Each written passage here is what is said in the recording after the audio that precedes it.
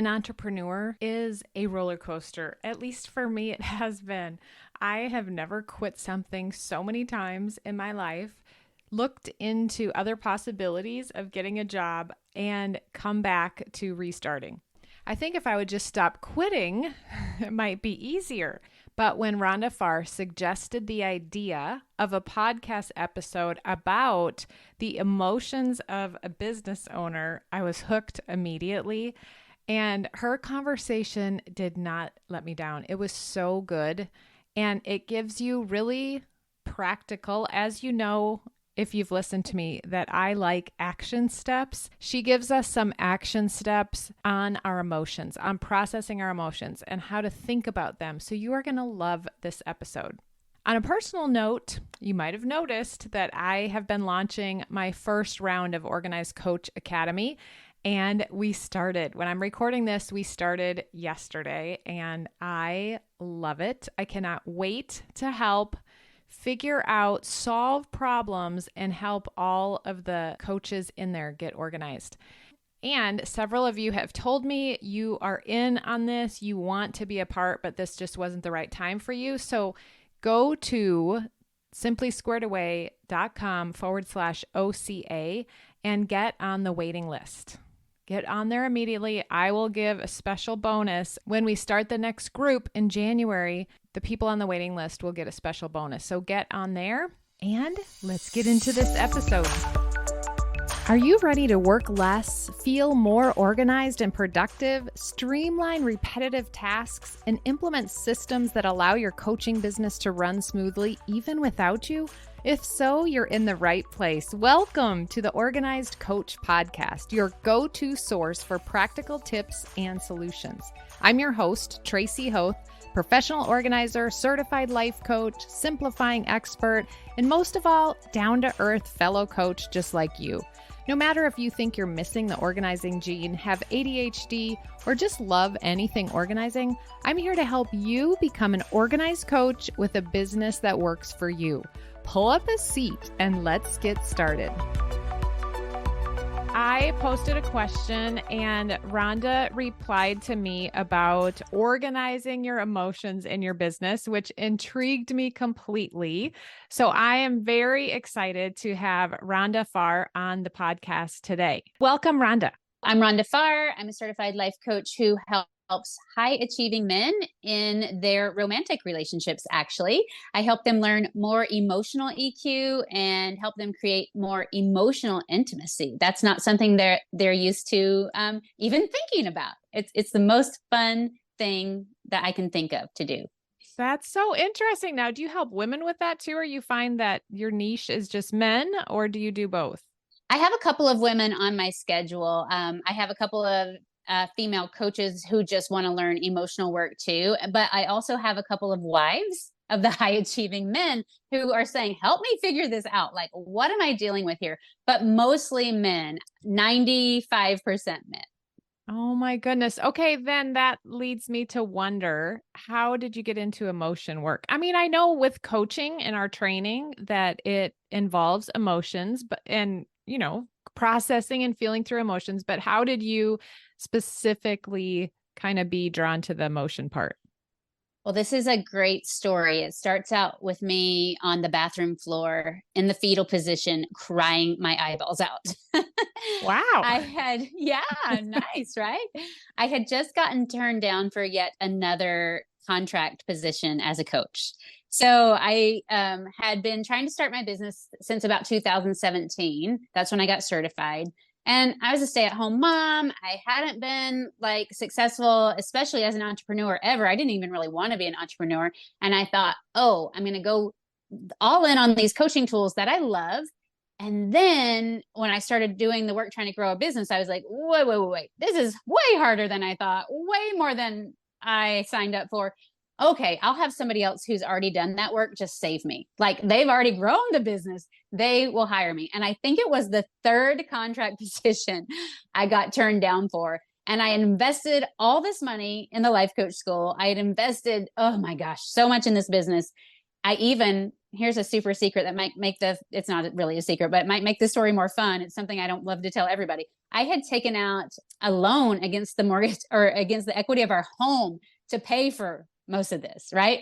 Wow. And I know. And so here I am on the floor crying. I've taken this money from my family, from my kids. I don't even know if I'm going to be able to pay this back. It's like so much. And I am crying my eyeballs out in despair. So where does it come in, the healthy part of this, right?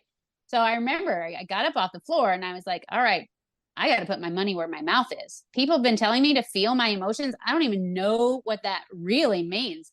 I picked myself up off that dirty floor in the bathroom. I've got 4 boys, by the way, if that helps you think of what my house looks like sometimes. I went into my bedroom and I remember lying on the bed and I just remember saying, all right, I'm going to feel it all.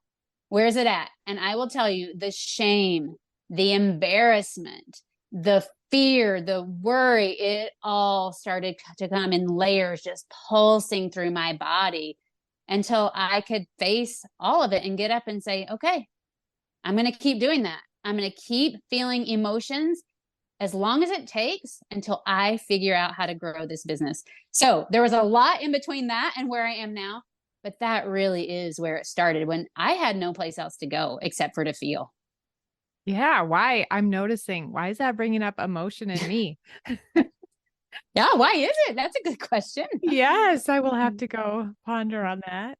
But I think because it's so, I bet so many of us have felt that as business owners, as people who've invested money, that shame and discouragement, like you listed those emotions. I think that we all can relate to that as business owners, as entrepreneurs, as coaches. Oh, yeah, that is a good story. And then you're willing to feel it. And then what happens?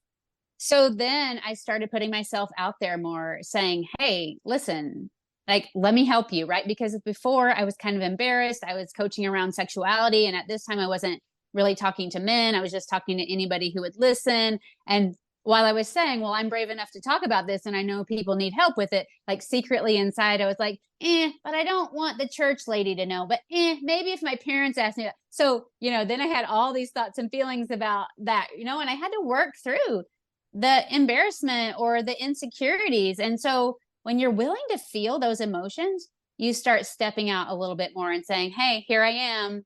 I can tolerate what it feels like for you to not like my message, or for me to be embarrassed to share my message. I felt a lot worse than that.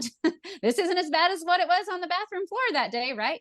When you learn how to tolerate emotion, you start putting yourself out there and being louder and being more seen. Yeah. So when we don't, focus on emotion, when we're, I guess, avoiding it, kind of then what happens? What have you noticed for yourself, but then also helping clients? That's a really good question. So, what happens when you start avoiding emotion is you need the rest of the world to validate you in order for you to feel okay.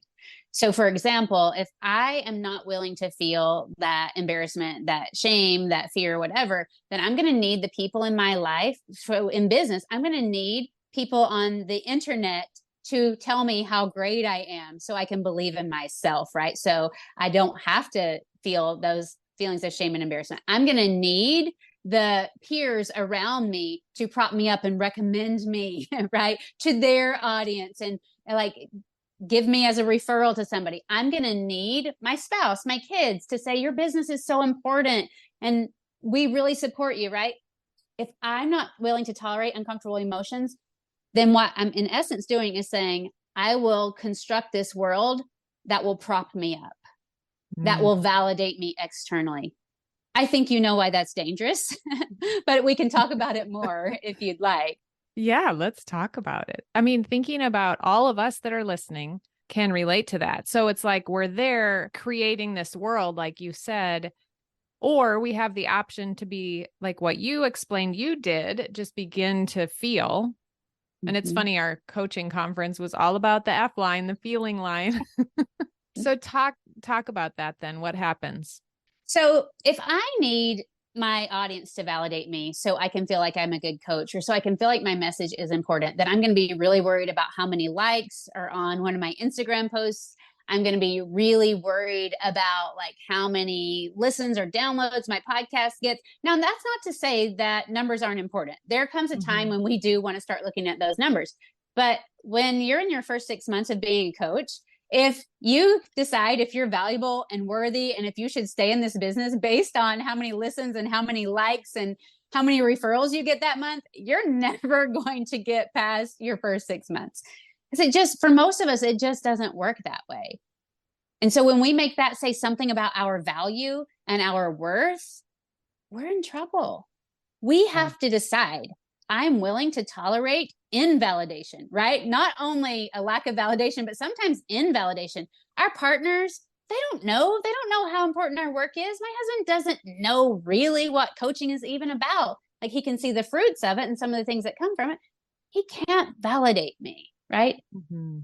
My client and their results, I want them to get great results, and most of them do, but also most of them have days where it's really hard and they don't really see the progress, or they can't really see their own progress. And so that doesn't validate back to me overall that, yes, oh, Rhonda, the heavens sent you here to them. They have delivered you here. Like, if we can't stand solid in who we are and feel our own emotions, it's going to be really hard to keep showing up and creating what your clients are looking for. Well, what stood out to me when you said that is the invalidate, that part of it, because I can see the validating and I can see like we need to believe in ourselves. We need to do that. But the invalidation, or what we interpret that to be, I can totally see how those emotions tied to that would be what we would be avoiding. So I guess that now makes more sense to me. Ask me more questions about that, because I can see your wheels turning, and I'm guessing people who are listening, maybe their wheels are turning. Like, what does that mean? Because I talk about this so much. I want to fill in any gaps. Well, yeah. So I'm thinking I'm not being validated. And then that brings up the doubt. Like, oh, this must not be good. Oh, there's something wrong with me. Oh, I don't know if I can do this.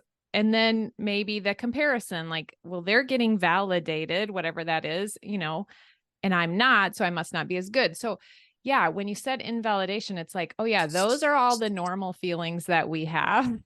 Those are all the feelings like that doubt, like I'm not going to be able to do this, like this isn't going how I wanted, something must be wrong, and all of those emotions.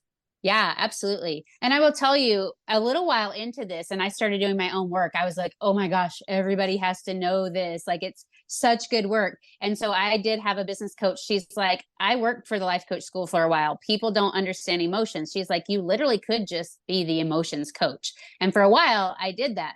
But I remember when I started doing that, I had a couple of clients come in and I was so excited. Like, I'm talking about what I love, something I feel actually really good at because I practice it so much myself. And I had two clients. This is when I was just starting to make some money. Had two clients in a row who was like, this is more than I signed up for. I'm not here for this. And so they stopped coaching with me halfway through. That's what I'm talking about with invalidation. So if I hadn't learned how to feel my own emotions around that, if I hadn't learned that this was valuable and it had changed my freaking life already, those types of things, I'm like, oh gosh, I guess it wasn't a good idea. Oh gosh, I probably didn't teach that well. Or, oh my gosh, I guess that people don't need what I have, right? I should stop. Okay, so what you just said there, like you practiced it so much. So what does that look like? So we're coaches, we're having all these emotions, we're not making the money we want, we're doubting, we're thinking something's wrong with us, we're feeling shame or embarrassment because a client quit or because we had a typo or whatever it is. So then what does practicing it look like? I'm going to give you a very systematized way to practice feeling emotions, because I know that's what you're all about. And I love your podcast. Yeah, I got a little crazy, messy brain in my own head. So when I listened to your podcast, I was like, oh, this is so good. It was like so calming. So I will give that. But let me tell you in a nutshell what it looks like before I get to the systemized way to talking about it. It literally just means that we start to view emotions as messengers, as teachers, as just vibrations in our body that will move through us instead of the big scary threat that we have been taught that they are. Most of us are conditioned. And when I say conditioned, what I mean is we've thought it and felt it for so long that it happens without us even trying to avoid anymore. But most of us are conditioned to avoid uncomfortable emotions. You think about it, from the time we are babies, when we're crying or upset, what is wrong with you? Is something going bad or poorly? Like anytime we show an uncomfortable emotion, we start to label that in our society as a very negative problem. Mm-hmm. So societally, we condition ourselves and each other to think uncomfortable emotions should be like obliterated. Like, let's exile those so we don't have to feel that way. Well, that's so true too. And I noticed that when I came into coaching, I'm pretty even keeled. So I don't have a lot of that. Now, who knows if that's just how I'm made or if I avoid it really well. I don't know. Yeah. But I do remember as a parent, like learning that as a parent was so impactful. And I remember thinking, I would always tell my kids, it'll be fine. It'll be fine. It's okay. You don't have to worry about blah, blah, blah, like that. And the first time I said, tell me more about what you're feeling, they noticed. Like, they're like, oh, wow, mom's just not wanting me to be okay. She's wanting to hear about what I'm feeling. So that as a parent was one of the most impactful things when I learned about coaching and emotion work. I love that example because you think of a child who's really upset and crying, and you're like, no, no, no, you're fine. Or no, no, no, like, I don't have time for you. They usually get louder and it gets stronger. But Mm. like you were saying, when we turn to them, we look them in the eyes and we're like, I see you. Something's going on. Tell me what you're feeling. They're like, ah, and they're like kind of calming, and it still hurts, right? But it's like, oh, somebody's seeing me. Somebody's listening to me. I Oh have my their gosh. attention. I never put that together, like thinking about that with your own emotion when you turn. I mean, I've said that before. I just haven't thought about it in that way. When you turn to it and you say, what are you feeling? What's your message? What do you want to say? How is it going? Oh my gosh, that's so good. Okay, so this gets to the systematized part that we'll put some language around. That's what we're talking about. Like, how do we start doing this? Is we have to start seeing emotions as just information. And we have to notice our own bias to get rid of emotions, especially uncomfortable. But to be honest, Tracy, some people, especially the clients I work with, they're really kind of immune to positive emotion too, right? Because it almost feels like an obstacle. It makes them look silly or irresponsible or something. So for some people, they may literally have to open up to what most of us would call the higher vibration or more positive emotions too. When we numb one side, we often numb the other side of emotion.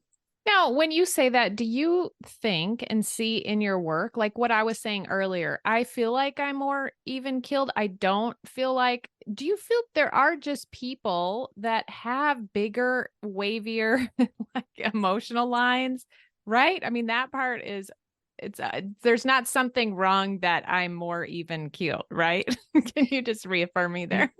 I see you, Tracy. I hear you. You're just like, no.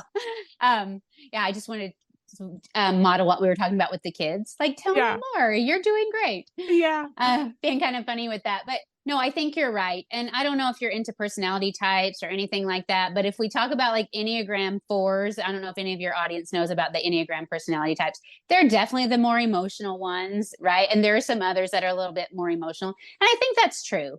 I Okay. think it's true. But I we all think could do work on both sides of it to do that. Okay, so go back to what we were talking about. What's the language? What's the organization part of it? Okay, so I think if we want to really be systematized about this, number one literally is just starting to check in with our emotions each day. And this is not my app, I'm not affiliated with it at all, but there is this cool little app. It's called How We Feel. And it's for sure on Apple. And if it's not on Android yet, I'm sure it's coming. But you literally get all these choices of emotions, and you can even set it to ask you like once or twice a day to check in with how you're feeling. And I think if you're somebody who is so reluctant to feel anything, that might be your first step to just Yeah. check in and pause and say, how am I feeling at this moment? And start putting language to felt sensation in the body. And that's what we didn't really talk about. when people think of feelings, they think of maybe something bigger, but felt sensation in the body is a Yeah. very good definition of what does that even mean to name a feeling? Like, what's a feeling? It's a felt sensation in the body. I'll be a little coachy from our life coach school language just for a moment. Maybe your audience already knows this, but an emotion starts in the brain usually, and then it will send a vibration out to the body. So if we have a thought like I hate them or they're stupid, right? Like we might have anger or resentment or whatever flow into the body. A sensation that starts in the body and goes to the brain is a little bit different, like pain. If somebody punched you in the arm, you're going to feel that, and then it's going to signal to the brain that says, oh, that's pain. So it works both ways. I do want to make a little caveat here, because anybody who's been through trauma, capital T, lowercase t, whatever, I want you to know that even then, like when a traumatic event happens, it usually starts in the brain, right? Like this shouldn't be happening. And then your body sometimes will freeze. Then your nervous system will do what it needs to do to survive. And you may have heard, if you're familiar with trauma, that we store it in the body. And so some of your listeners might be like, wait, isn't that still an emotion, but it's stored in my body? What? Right? Yeah. So over time, definitely emotions can be stored in the body. But when that traumatic event happened, we have to have a brain and a nervous system in that moment that creates that trauma. Like the amygdala, this is getting way too brainy here, but the amygdala is always scanning for safety or danger, right? And if you've been through something dangerous, like a traumatic experience, your amygdala is scanning your whole environment. Is there anything that's remotely close to that, right? Like if I got bit by a dog as a child and I hear a dog barking 2 blocks over, my amygdala is going to be like, hey, there it is. And it's going to, yeah, danger. And my body is going to feel like that thing is happening again, right? Mm-hmm. And so when we say trauma gets stored in the body, that's a little bit different than what we're talking about with just your everyday run-of-the-mill emotions. So we're checking in and we're saying, how do we feel? What's happening in my body right now? Yeah, what's happening in my body? And can we give the emotion a name? There's some research that shows if you literally do nothing but just put language to what you're feeling, then it helps the body to relax a little bit. I'm going to give you the rest of the system, but for those of you, you're just like want to put your toe in the water, I would just say pause and check in with what you're feeling and start naming it. Love it. Okay, you ready for the rest? Yeah, let's go. If you want to go all in on this, here's what we do next. We name the emotion. What am I feeling? And I'm going to make up just for like a generic example today. So let's say that my child is not doing well in school and their homework is not being done and they have a poor grade. This is totally made up if any of my kids are listening. Okay. So what I might do is I start by, okay, here's the triggering event. I saw a report card or a progress report, right? And I saw this letter. So if we're going to use life coach school talk, we might call this the circumstance. Mm-hmm. What I like to do then is go straight to the emotion, which is a little bit different. But I'm just going to ask my body, okay, what am I feeling? I might feel angry, or I might feel really afraid about their future or whatever it might be. And I'm going to see if I can name it. Here's the next thing that I like to do. I'm going to say, what does my body feel like when I'm angry or when I'm afraid, whatever I'm feeling? Okay. And this is what we're talking about. We're starting to get familiar with the language, not only of the brain, but the language of the body. When I feel afraid, my shoulders kind of want to hunch over like this. And when I feel afraid, my shoulders kind of come up and I want to curl in on myself, right? It's like I get tense. There's actually some research that tells us back in the caveman days, we had to protect the jugular, which means shoulders up, and cave in on our vital organs, right? So biologically, there's a reason we do this, right? Yeah. But we want to start getting familiar with our somatic sensation, our felt sense in the body. Because sometimes what we'll do is we'll notice our shoulders are up and our, we're protecting, kind of curled in on ourselves, and we'll be like, oh, what's going on? Like we might notice the felt sensation before we even know we're angry. So that's why we want to start tracking both. Okay. Okay. Okay. What was the circumstance? What is the emotion I'm feeling? What is my body posturing, or what does my body feel like when I'm in that emotion? Then the next thing we want to start asking ourselves are, what are the thoughts around this? Again, this is coach speak, but it's really important to start like, what is the meaning that I'm making of his grades or my child's grades, right? They're going to live in my basement forever with 2 kids and a wife, or like they may never leave home, even if we don't have to take care of their family, or I just might be embarrassed. Like, what if they don't get into college, right? Like, I start letting myself go crazy with the stories. And I just want to take a deep breath and say, all right, there it is.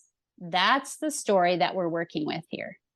That's the language of the brain, like the intellect part, right? Mm-hmm. And here's the next part. I want to ask myself, and I'm going to tell you all these little pieces succinctly at the end so we can have your listeners go through it if they want to. Here's the next part. What's my urge? When I'm in that posturing and in that emotion and that story is playing in my head, that meaning is going crazy in my head, what's my knee-jerk urge? Mm. Or with my kids, it's like, I want to go in there and set it straight. Like, I'm going to crack the whip. You will do this, or you won't have a phone, or no video games, right? What's my urge in that moment? And do I like who I'm being in that space?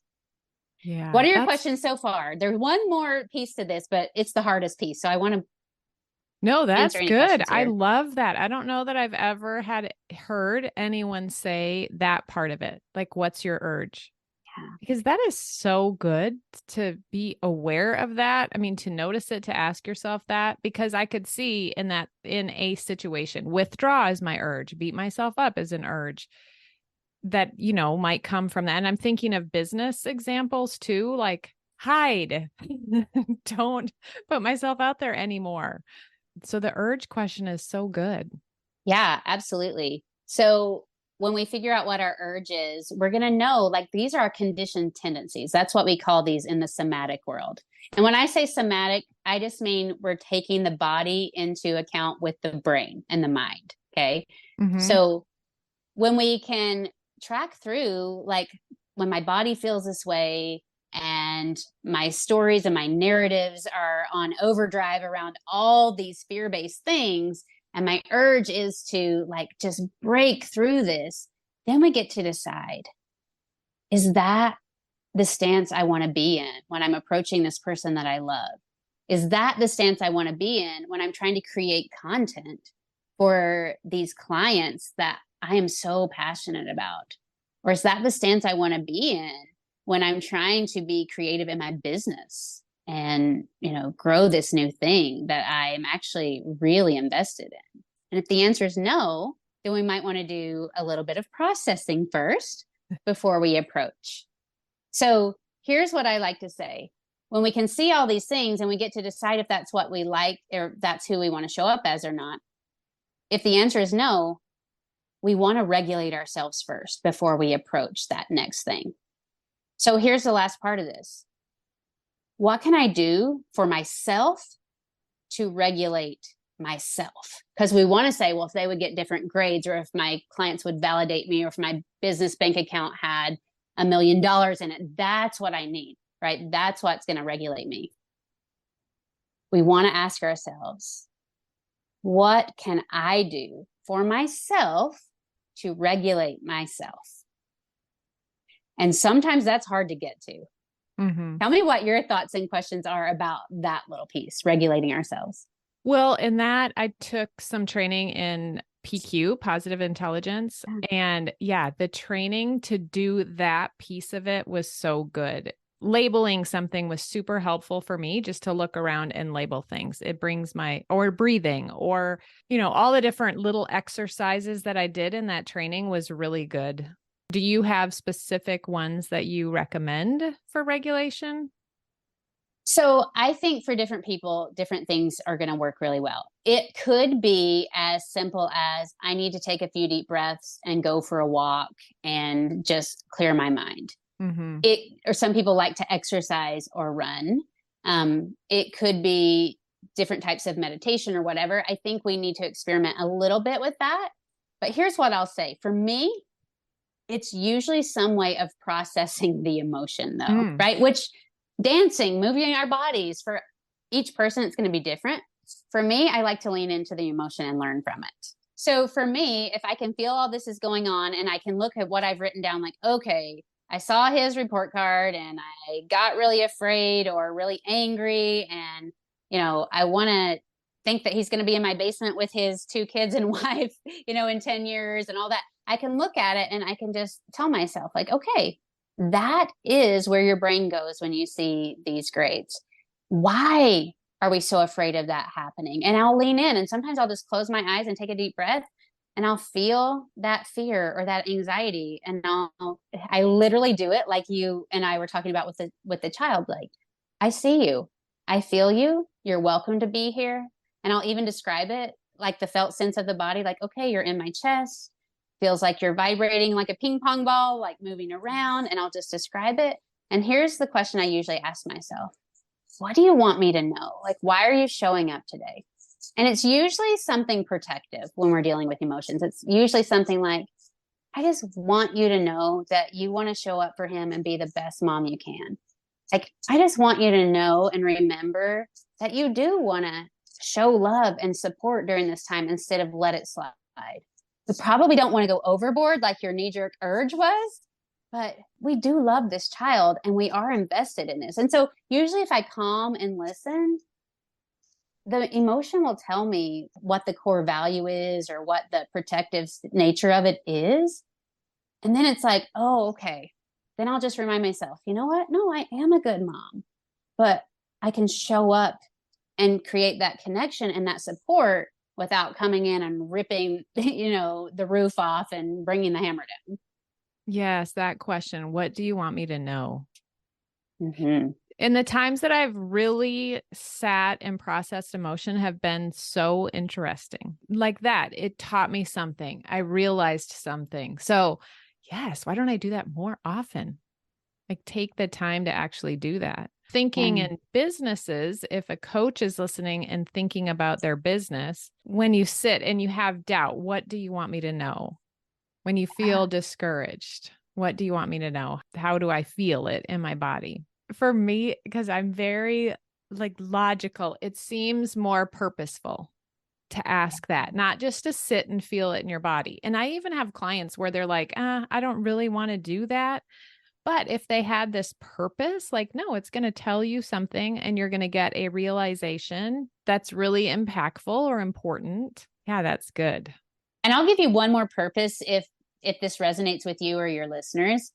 Again, like I said in the beginning, there's some research that shows if we can just put language to what we're thinking and feeling, it's really, really helpful for us to move forward without that holding us back. So again, if we're writing this down, we're putting the written language to it. But also now, if you want to communicate, I'll keep using this example with a child with their grades. Mm-hmm. I could go and tell a friend, like if you're venting, you're like, my kid's doing this and it's so hard and blah, blah, blah. Like I could do that and that would be, quote, honest. But after I go through these steps, my conversation with, somebody that I want to connect with might sound like this. Like, hey, my kid, they brought home this grade. And I will tell you, I felt that surge through my chest. And I really felt the fear, that he might be living in my basement forever. My mind just made up all these stories. And my urge was to go in there and say these words. But you know what I really figured out? Like that fear was my own. And I really just want to love and support that kid. And I'm really trying to lean into how to best do that. Like, how can I connect with him in other ways? So I can put language to it without a lot of blame, without all of the anger and shame and drama. Like, this is really helpful in relationships. I know we're talking about this in business right now, but once you can take full responsibility and see what's going on for you, you get to communicate in a way that is next Deep. level. Yes. Yeah. Well, it's so much more emotionally mature, right? Yeah. Imagine this with your business Yeah. partner or some cohorts that you're with that you're frustrated about. You could say, you got to do this and that and that. Or you go through these prompts and you can say, when this thing came up, my body felt like this. And it was, this emotion And when I feel that way, I'm noticing my urges to do that, but I know that's not exactly how I want to behave. What I actually like to do is this, to have it so thought out and so much self-confrontation. That's what I call this. You're self-confronting when you're doing this, that you're able to be so much more confident in your communications as well. Yes. Oh, that's so good. It's so deep and meaningful. I love how you talk, how you've said that. I mean, you can hear that you've practiced it, obviously. You help people do it nonstop, but just how you've talked through that is so good. As a parent, I would want to teach my child that. Two of my boys, well, both my boys now are married. I just want them to know it, like all of us. I need to start practicing it myself and being that example. And thinking of our businesses and the relationship that we have with our business. We always talk about Yeah. this relationship. I mean, it's going to help that relationship. Ah, It's so good. I'm telling you, when you can lean into these emotions and learn from them, that's how we kind of unravel that. Oh, we have to avoid them. Most of my clients think emotions are obstacles in the way. But when I've taught them how to lean in and learn from them, they're like, oh my gosh, this is kind of a superpower. It like yes. actually adds to my skill set and makes me stronger. What about when someone has a fear of learning about themselves? Like they don't necessarily want to learn all that stuff and go that deep. What do you offer, suggest with that? Well, most of those people say no to me. They don't make it past the consult call, but I do think that's valid because if we've been through experiences that feel unsafe to approach, I actually do recommend for those people or those potential clients that they do get some help, like with a trauma informed therapist or some actual deep dive into finding safety in the body. The last thing I want to do as a coach is open up to deep rooted emotions when it feels unsafe for that client to hold and tolerate those feelings. I want to be very sensitive. I'm actually glad that you asked that question. If somebody's going through these journaling prompts and it brings on like a super overwhelm of emotion, I would ask them if they feel safe enough to do that. And if the answer is no, to maybe pause and go do similar exercises with somebody who is trained. Here's a good rule of thumb on this too. If the situation at hand seems to incite an overreaction or a severe underreaction to the situation at hand, that's a telltale sign that there's some deeper, perhaps trauma going on or deeper stress response. I'll Mm. give you a tiny example of this in my own life. I teach an early morning class to a big group of teenagers. It's before actual school hours, and most of them would probably prefer to be in bed and not be there. And I was teaching something recently, and one of the kids just made a remark like, "Oh my gosh, why don't we just move on?" Or blah. You know, it's a teenager at like 6:30 in the morning. Of course they're going to say that. But my body had this whole reaction like, and later that day I was leaning in like, what's going on here? Like, what is the meaning I'm making of this? Like, what are the thoughts in my head about this? And I realized I was afraid that that kid was going to go say something to their parents, and then my peer group would have thoughts about me. And then it like immediately sucked me back to like 5 years ago when there was an extremely difficult situation with a peer group that lasted for years. And I was like, oh, my amygdala, right? Without me even knowing it, is scanning everything and saying, that's relevant, that's not. You're safe here. Oh, you're not safe there. And my mind had picked up as something as simple as a teenager, little snarky remark under their breath that made me feel so unsafe. And intellectually, I knew, I'm like, why do you feel unsafe around this? But my body just, it couldn't. And so I had to stop and go through this process. And I'm like, oh, so if there's a severe overreaction or underreaction, it's a good sign that there's a deeper stress response or maybe even perhaps some trauma going on there. Yeah. And you can see that then going back to what you said earlier, your emotion is trying to tell you something in that situation. Exactly. And so when my emotion told me that, like, oh, this is related to that thing, I was like, oh, okay, now I get it. Thank you, amygdala. You're trying to keep me safe. And, I was able to take a deep breath and calm down and walk back into class the next day and be okay with it. But if Yeah. I don't lean into that, then my body's screaming at me saying, please listen, I'm trying to keep you Yes. safe. And I'm like, oh, doo-doo-doo. Yeah.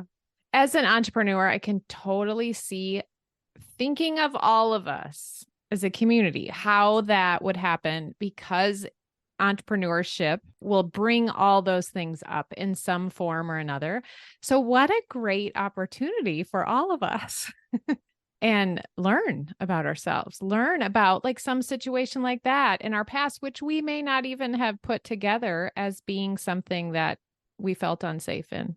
Yeah. And back to your question before I kind of went off on that tangent about being careful with the trauma. I do think just using these journaling prompts that I outlined is a very good way to do it more safely. Because when we feel into the body, sometimes that does get even more scary. But just putting pen to paper and putting that written language, like, okay, here's the emotion, name the emotion. This is what I'm feeling.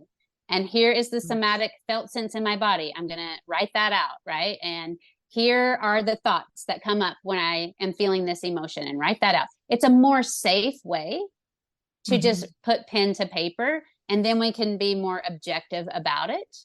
I will say, feeling into the body, that's a little harder for most clients to actually let themselves viscerally experience it. Yeah. I have an example coming home from a swim meet one night, and I was in the car for 15 minutes. And so I had this uneasiness, and I just sat there and felt in my body, kind of did a body scan, went through, and it was so interesting that I had kind of like a vibrations in my thighs, which I would Mm. never have noticed if I hadn't sat there and done that. And so that's why it can be really entertaining is not the word, because it didn't feel good, but it can be like a really learning experience about what emotions. And I didn't name the emotion ahead of time because I wasn't sure what I was feeling. But I noticed at several different times that year, I did more stopping to feel it in my body and notice certain emotions don't feel the same in the same places. Like there's one that tingles on the sides of my back. That one on my thighs, have felt since then. I named that one dread. It's just really interesting how your body feels when you take the time to listen to it and go through it. Yeah, and I will say for me, I don't know about for everybody, but the same emotion might feel a little bit different for me at different times too. Mm-hmm. And I think it's all normal. And some of my clients will even be surprised. I don't know if you've experienced this when they lean into one emotion that it gives way to another and then another. And they're like, oh, it just keeps changing. I'm not good at this. And I'm like, no, when we witness an emotion, often it will kind of transmute into something else. And that's actually really normal for it to keep changing. Yes, There's no because wrong way to do this. well, that's what I was kind of trying to say is even if you just get the first few times you're listening to your feeling in your body, even if you just get that you felt something in your thighs, like great, you made a discovery that you wouldn't have if you wouldn't have taken the time to do that. Yeah, exactly. And I'll say this last thing about that self-confrontation model about naming the emotion and your somatic feelings and all that. If you can only name two of them, great. You Mm-hmm. named two of them. If you can only name one of them, great. And for most people, that last part of this, which is what do I need for myself to regulate myself? How do I need to regulate myself? Some people don't ever get to that point, by the way, or at least it takes them a long time. And I will be honest, sometimes when I do this, I'm like, I'm not sure how I can regulate myself right now. So Mm-hmm. I'll sit with what I do know. And that's okay. There's no wrong way to do this. I love that. What a good point to end on. So those journaling prompts, can we get a copy of those? I will prepare a little PDF and it'll be called the Self-Confrontation Model. And I can send that over to you if anybody, it'll be simple and basic, but if anybody wants to see it written out, I'm happy to do Oh, that. perfect. Okay. So tell us more. How can people find you, especially successful men that want help with their emotions? Yeah, rhondafarr.com. You can find me there. I also have a podcast. It's called the Intimacy Podcast for the Million Dollar Man. And I'm on Instagram. You can just search for Rhonda Farr. You'll find me there too. And I feel like I'm going to be going back for a minute and we're wrapping this up. But I just wanted to say another answer to your question. It just popped in my head. What if we're afraid to know ourselves? I would say go through this self-confrontation model, these prompts with a positive emotion. Like, Name the emotion as excitement. And what does my body feel like when I'm excited? That often feels safer for people to start there too. Thank you for having me. It's so fun. I love your work. So thank you for letting me be a part of it today. Okay. Talk to you soon. Bye, everyone. Thanks. Wait, if you're finding this podcast useful, you must check out the Organized Coach Academy. It's my course where I walk you through every step to get your business organized, to get yourself organized, to save money and time, to prepare to hire someone, to do all the things that you want to do in your business with ease. Check that out at simplysquaredaway.com/OCA. Also, I'm sure you've heard this a million times, but I would love it. It's my way of knowing that you're enjoying the podcast if you leave a written review. I have lots of freebies for you. They're linked in the show notes. You can find them in my bio on Instagram at Tracy Hoth. And until next week, have a beautiful day.